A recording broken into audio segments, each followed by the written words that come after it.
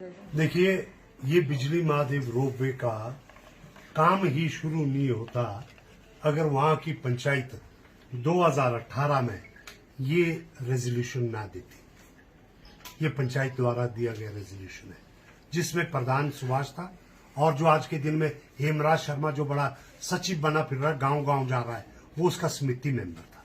ये दोगले लोग हैं। हम जब गोबा से शिलाधरा तक रोड मांग रहे थे तो उसके लिए एनओसी नहीं दिया उन्होंने, बिजली महादेव रोपवे के लिए दे दिया। तब उनके लिए देवता खुश थे।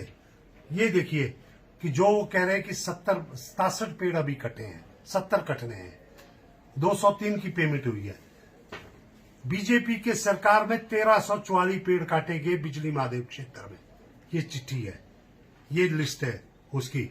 उस वक्त के कहाँ गए वो फोटो, कहाँ है वो सारी बीजेपी की सरकार 9-10 में ये कटे हैं। उसके बाद नेतागण हाथ जोड़ के कह रहे हैं कि मिशन रिपीट के लिए बिजली महादेव रोपवे लगेगा। आप देखिए, ये है दोगलापन, ये है दोगलापन।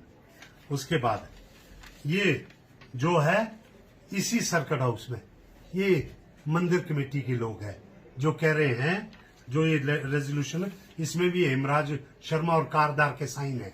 जो लिख रहे हैं फोटो है उनके, और कहीं पे वो बिस्कुट और चाय पी रहे हैं यहाँ हैं। कहाँ पे दबाव है, बिस्कुट चाय पी के दबाव बनता है।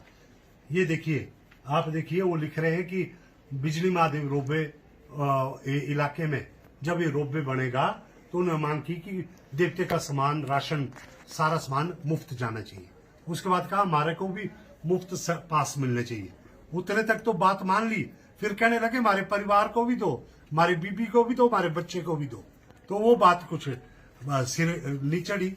और उसके बाद ये है जो वर्तमान में जो उनके नेतागण जब वहां पे गए हैं, क्या नाम करने हैं, जो भूमि पूजन में यहां से शुरुआत हुई बात।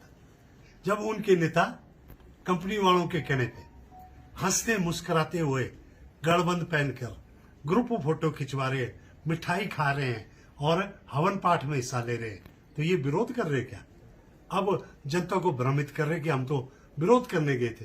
भाई बड़ा अच्छा विरोध है, मैं तो रोज जाना चाहूंगा ऐसे विरोध में जिसमें कि मुझको गुलाब जामुन, बर्फी भी खिलाया जाए, पकौड़े भी खिलाए जाए और गले में मफलर भी डाले जाए। ऐसे विरोध में तो रोज जाना चाहूंगा मैं।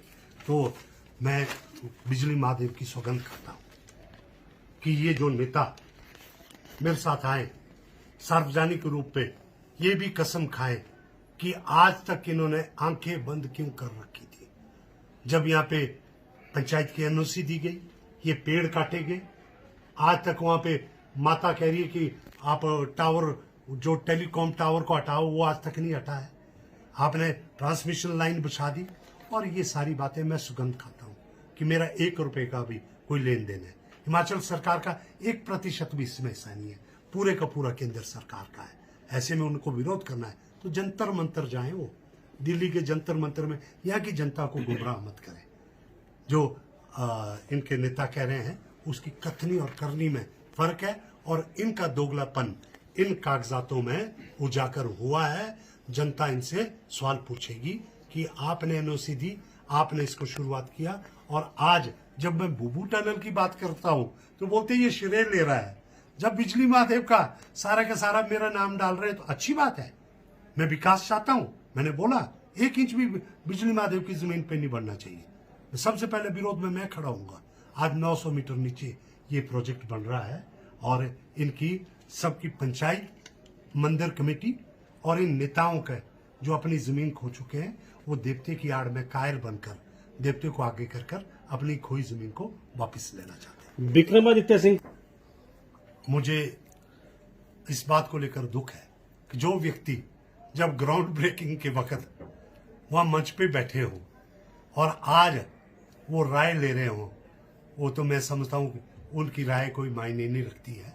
जब राय देने की बात थी तो वो तारीफें पढ़ रहे थे केंद्र सरकार की। मैं भी धन्यवाद करता हूँ मोदी जी का, गडकरी जी का, जो प्रोजेक्ट हमारे इलाके के लिए दे रहे हैं, क्योंकि जनता को प्रत्यक्ष रूप से उसका फायदा होगा।